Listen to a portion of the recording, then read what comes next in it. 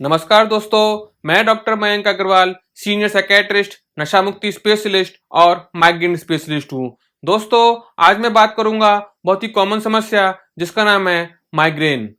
अक्सर psychiatry OPD में ऐसे बहुत से पेशेंट्स आते हैं जिनको सिर के एक हिस्से में दर्द होता है, बहुत ज़्यादा दर्द होता है, साथ में उनको उल्टियाँ होती हैं, वॉमिट होती है, चक्कर आता है, किसी से बात करने का मन नहीं करता है, जी घबराता है। ऐसे जो भी पेशेंट्स हैं उनको माइग्रेन हो सकता है। माइग्रेन सिर में दर्द होने वाली बहुत ही कॉमन समस्या है। माइग्रेन जनरली 20 से 30 साल की उम्र में होता है, लेकिन बच्चों में भी माइग्रेन हो सकता है।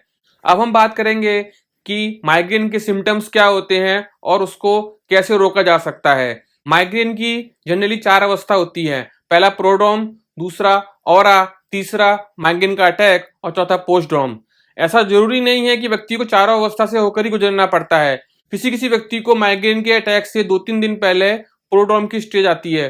प्रोड्रोम में व्यक्ति का मूड स्विंग होता है, उसको बहुत ज्यादा प्यास लगती है, किसी किसी व्यक्ति को कब्जियत हो जाती है, पेट साफ नहीं होता है, नेक स्टिफनेस होती है। इस तरीके के फीचर्स या सिम्टम्स अगर व्यक्ति को होते हैं तो उसको हम प्रोड्रोम बोलते हैं। इसके बाद जो दूसरी अवस्था है जिसको हम ऑरा बोलते हैं, यह माइग्रेन अटैक से थोड़े ही पहले होता है। इसमें व्यक्ति को कुछ लाइट्स दिखती है, एबनॉर्मल इमेज दिखती है, एक तरफ के चेहरे में थोड़ा वीकनेस फील होती है, व्यक्ति को टिंगलिंग और नमनेस फील होती है, थोड़ा जर्क मूवमेंट होता है, एबनॉर्मल फील होता है। यह अवस्था व्यक्ति को माइग्रेन अटैक आने से थोड़ी देर पहले होती है। उसके बाद व्यक्ति को माइग्रेन का अटैक आता है। यह माइग्रेन अटैक की सबसे इंपॉर्टेंट अवस्था है। इसमें व्यक्ति को सिर के एक तरफ या दोनों तरफ पल्सेटल हेडेक होता है। व्यक्ति को ऐसा लगता है कि उसका सिर फटा जा रहा है, सिर में हथौड़े पड़ रहे हैं। इसके साथ में व्यक्ति को उल्टी होगी, वॉमिटिंग होगी, उसको कोई बोलता है तो अच्छा नहीं लगता है, कोई लाइट्स है तो उसको अच्छी नहीं लगती है, जी मचलाता है, कमजोरी आ जाती है। ऐसा व्यक्ति को 4 से लेके 72 घंटे तक हो सकता है। इसको हम माइग्रेन का अटैक बोलते हैं। इसके बाद व्यक्ति को पोस्टड्रोम होता है। पोस्टड्रोम में माइग्रेन अटैक आने के बाद व्यक्ति को बहुत ज्यादा वीकनेस होती है और उसको कमजोरी होती है और उसका अटैक सबसाइड हो जाता है। तो जिस किसी व्यक्ति को सिर के एक तरफ या दोनों तरफ पल्सेटल हेडेक हो रहा है, ऐसा लग रहा है कि सिर में हथौड़े पड़ रहे हैं, कोई सिर को दबा रहा है, बहुत तेज दर्द होता है, उल्टियां होंगी, वॉमिट होगी, जी मचलाए, अगर कोई बात कर रहा तो अच्छा नहीं लगे, चिड़चिड़ापन हो, तो समझ लेना चाहिए व्यक्ति को माइग्रेन हो गया है। आखिर माइग्रेन क्यों होता है? माइग्रेन होने के बहुत सारे कारण हैं। किसी किसी व्यक्ति को किसी चीज से एलर्जी होती है या कोई ट्रिगर होता है तो उसको माइग्रेन होता है। कभी कभी फैमिली हिस्ट्री में किसी को माइग्रेन है तो भी माइग्रेन हो सकता है। इसके बाद हम बात करेंगे जो सबसे ज्यादा कॉमन ट्रिगर्स है कि जिससे व्यक्ति को माइग्रेन होता है। अगर व्यक्ति को नींद बराबर नहीं हो रही है, उसको प्रॉपर स्लीप नहीं हो रही है तो उसको माइग्रेन हो सकता है। इसके अलावा अगर व्यक्ति को भूख लग रही है, उसको फास्ट है या खाना टाइम पर नहीं मिला है तो उसको माइग्रेन हो सकता है। फीमेल्स में पीरियड आने से पहले जो हार्मोनल चेंजेस होते हैं उससे माइग्रेन हो सकता है। अगर किसी व्यक्ति को माइग्रेन है और वो धूप में जा रहा है तो उसको माइग्रेन हो सकता है। इसके अलावा अगर व्यक्ति को कोई ओरल कॉन्ट्रासेप्टिव पिल्स चल रही है तो उससे माइग्रेन हो सकता है। किसी किसी व्यक्ति को खाने से एलर्जी होती है, जैसे किसी व्यक्ति को मान लो कॉफी है, चॉकलेट्स है, कर्ड है, दूध है, दही है, उसके आइटम से भी माइग्रेन हो सकता है। चाइनीज चीज है, इससे भी माइग्रेन हो सकता है। कोई व्यक्ति अल्कोहल पी रहा है या नशा कर रहा है तो भी माइग्रेन हो सकता है। तो ये सब माइग्रेन होने के रीजन है।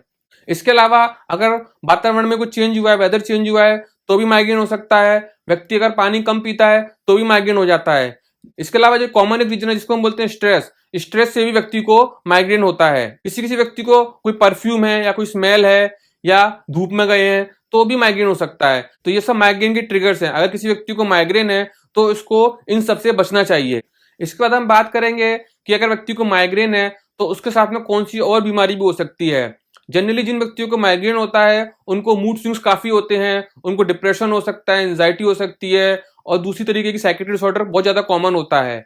इसके बाद हम बात करेंगे एक माइग्रेन का एक टाइप होता है जिसको हम बोलते हैं स्टेटस माइग्रेनस। इसमें व्यक्ति को बहुत ज्यादा सीवियर पेन होता है, काफी लंबे समय तक होता है। व्यक्ति को जो नॉर्मल मेडिसिन ले रहा है वह मेडिसिन लेने के बाद में भी व्यक्ति का माइग्रेन का अटैक कंट्रोल नहीं होता है और व्यक्ति को 3 से 4 दिन तक माइग्रेन अटैक बना रहता है। व्यक्ति को हॉस्पिटलाइज करना पड़ता है, उसके बाद में व्यक्ति का माइग्रेन का अटैक ठीक होता है। इसको हम स्टेटस माइग्रेनस बोलते हैं। इसमें व्यक्ति के शरीर में इलेक्ट्रोलाइट की डेफिशिएंसी हो जाती है क्योंकि व्यक्ति को बहुत ज्यादा वॉमिटिंग होती है, बहुत ज्यादा चक्कर आता है और व्यक्ति को वीकनेस काफी ज्यादा होती है। अब हम बात करेंगे माइग्रेन डायग्नोसिस कैसे होता है। माइग्रेन के डायग्नोसिस के लिए व्यक्ति को साइकियाट्रिस्ट या न्यूरोलॉजिस्ट के पास जाना चाहिए। वो व्यक्ति का पूरा असेसमेंट करते हैं, व्यक्ति को पूरी हिस्ट्री लेते हैं, सिम्टम्स के आधार पर ही माइग्रेन डायग्नोसिस होता है। कभी कभी ओपीडी में ऐसे बहुत से पेशेंट्स आते हैं, वो बोलते हैं कि डॉक्टर साहब हमारा एमआरआई कराओ, सीटी स्कैन कराओ, देखना है माइग्रेन कितना है।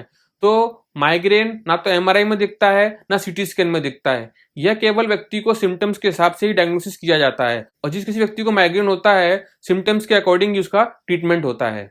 इसके बाद हम बात करेंगे कि कैसे कंफर्म हो कि व्यक्ति को माइग्रेन ही है।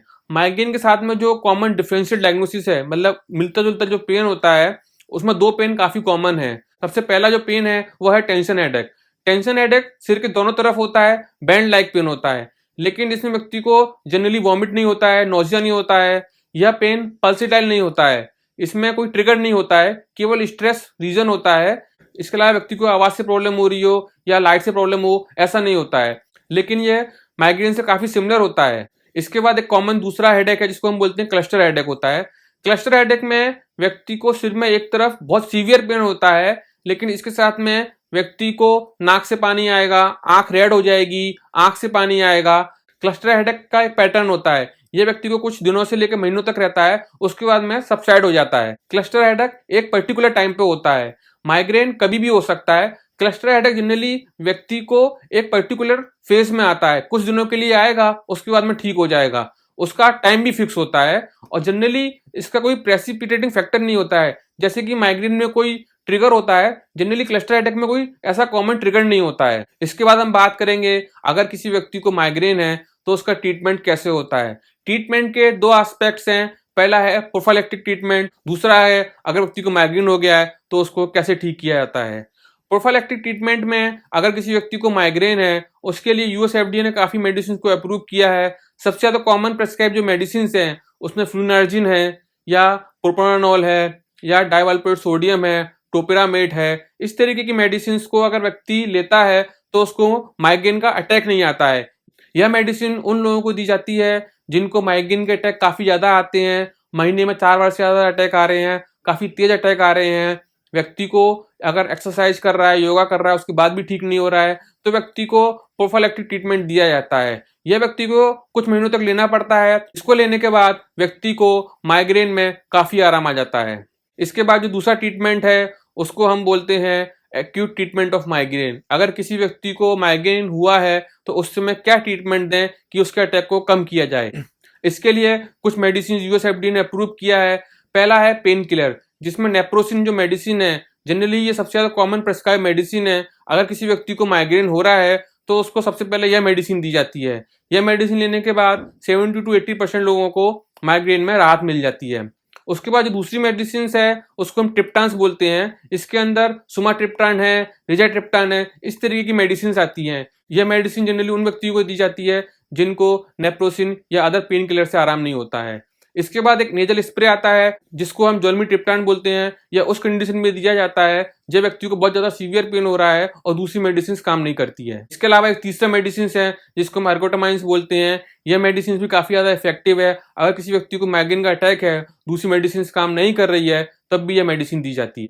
इसके अलावा कुछ एंटी डिप्रेसेंट्स हैं जिसमें एमिट्रिप्टिलिन है या डेसवेल्नाफेक्सिन है, ट्राइसाइक्लिक एंटी डिप्रेसेंट्स हैं। यह मेडिसिन भी माइग्रेन के अटैक में दी जाती है। यह मेडिसिन लेने के बाद व्यक्ति को जो स्ट्रेस है उसमें काफी ज्यादा रिलीफ मिलता है और व्यक्ति को माइग्रेन में काफी ज्यादा राहत होती है। जिन व्यक्तियों को नींद नहीं आ रही है, माइग्रेन की वजह से उनको बहुत ज्यादा तकलीफ हो रही है, उन व्यक्तियों को भी ट्राइसाइक्लिक एंटी डिप्रेसेंट जैसे कि ट्रिप्टोमर है या वेनिलाफेक्सिन है, उस तरीके की मेडिसिन दी जाती है। इसके बाद हम बात करेंगे जिन व्यक्तियों को माइग्रेन है और दवाई नहीं लेना चाहते हैं उनको क्या करना चाहिए। ऐसे लोगों को लाइफ स्टाइल मॉडिफिकेशन की जरूरत होती है। इसके अंतर्गत व्यक्ति को डेली योगा, मेडिटेशन करना चाहिए, उसको प्राणायाम करना चाहिए। इसके बाद व्यक्ति को प्रॉपर 7 से 8 घंटे की नींद लेनी चाहिए। व्यक्ति को पता है यह फूड खाने से मुझे एलर्जी होती है, यह फूड खाने से मुझे माइग्रेन होता है, ऐसे फूड को व्यक्ति को अवॉइड करना चाहिए जैसे कि चाइनीज है, चीज है, कॉफी है, चॉकलेट है। या व्यक्ति को पता है यह खाने से मुझे माइग्रेन का अटैक होता है तो व्यक्ति को वह फूड अवॉइड करना चाहिए।